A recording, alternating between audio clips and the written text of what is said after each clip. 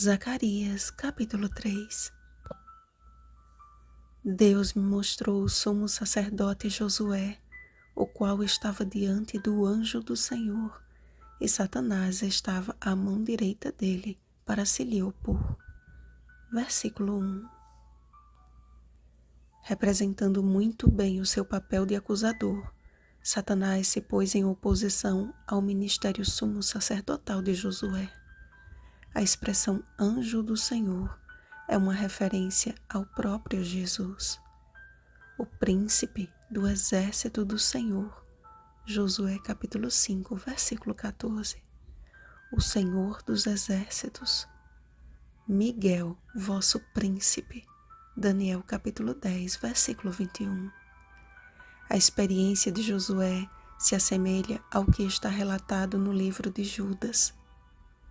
Contudo, o arcanjo Miguel, quando contendia com o diabo e disputava a respeito do corpo de Moisés, não se atreveu a proferir juízo infamatório contra ele.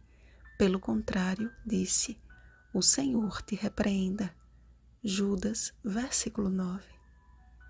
Da mesma forma, no capítulo de hoje, o Senhor disse a Satanás: "O Senhor te repreende, ó Satanás." O contexto do povo pós-exílio era o de estrangeiros na terra prometida. Os 70 anos de cativeiro os havia privado da adoração no templo e das tradições religiosas de seus pais. Era necessária uma obra de reavivamento e reforma, a fim de restaurar a verdadeira adoração. Certamente, Josué nunca havia oficiado antes, e tornar-se o principal líder religioso da nação era uma responsabilidade de grande peso sobre o inexperiente sumo sacerdote.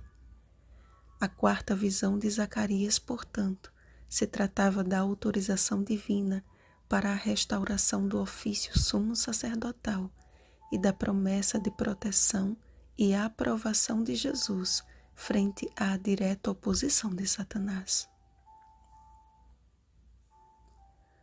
Como uma brasa retirada do meio do fogo, Josué é um símbolo do remanescente salvo da destruição pela fidelidade da aliança do Senhor com o seu povo.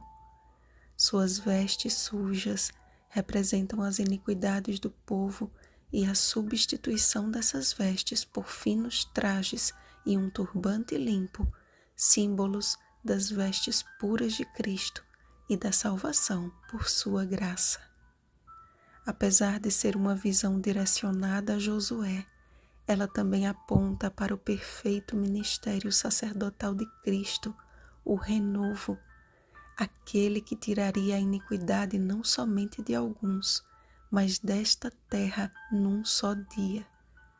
Diante do acusador de nossos irmãos, o mesmo que os acusa de dia e de noite diante do nosso Deus. Apocalipse capítulo 12, versículo 10. A nossa condição é irremediável, mas diante daquele que num só dia, ao se cumprirem os tempos, se manifestou uma vez por todas para aniquilar, pelo sacrifício de si mesmo, o pecado, Hebreus capítulo 9, versículo 26, nossa condição é perfeitamente remediável. Mesmo que tenhamos saído de Babilônia, carregando conosco as cicatrizes do passado, e tenhamos em nosso encalço um inimigo que nos acusa de dia e de noite, possuímos tal sumo sacerdote que se assentou à destra do trono da majestade nos céus. Hebreus capítulo 8, versículo 1. Temos advogado junto ao Pai, Jesus Cristo, o justo, 1 João capítulo 2, versículo 1, que se manifesta para repreender a Satanás e que deseja nos vestir com trajes próprios, as vestiduras brancas de sua justiça. Apocalipse capítulo 3, versículo 18. A resposta à tão preciosa graça é a obediência, como o anjo do Senhor protestou a Josué. Assim diz o Senhor dos Exércitos: se andares nos meus caminhos e observares os meus preceitos, também tu julgarás a minha casa e guardarás os meus átrios, e te darei livre acesso entre estes que aqui se encontram. Foi assim que Jesus venceu e nos deu poder para vencer, tornando-se obediente até a morte e morte de cruz. Filipenses capítulo 2, versículo 8. A derradeira obra do Espírito já começou em despertar as virgens prudentes para um curto e decisivo tempo de preparo para o reavivamento e reforma tão necessários, fruto da graça de Cristo recebida na vida.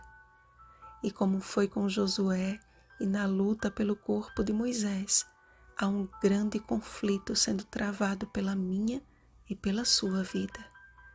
Se permitirmos, porém, pela fé simples e singela como de uma criança, que Jesus lute as nossas batalhas, o acusador não terá alternativa a não ser fugir de nossa presença pelo poder que há no sangue remidor e purificador de Cristo Jesus.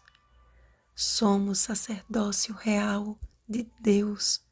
1 Pedro capítulo 2, versículo 9. E estrangeiros em uma terra de 6.000 anos de pecado. Com certeza, ser chamados hoje de filhos de Deus é um privilégio que geração nenhuma pôde experimentar sob o peso de milênios de corrupção. Falta muito pouco para Jesus Cristo rasgar os céus com sua glória, amados. Falta muito pouco para, numa fração de milésimos de segundos, este corpo corruptível se revestir de incorruptibilidade e o que é mortal se revestir de imortalidade. 1 Coríntios capítulo 15, versículo 54.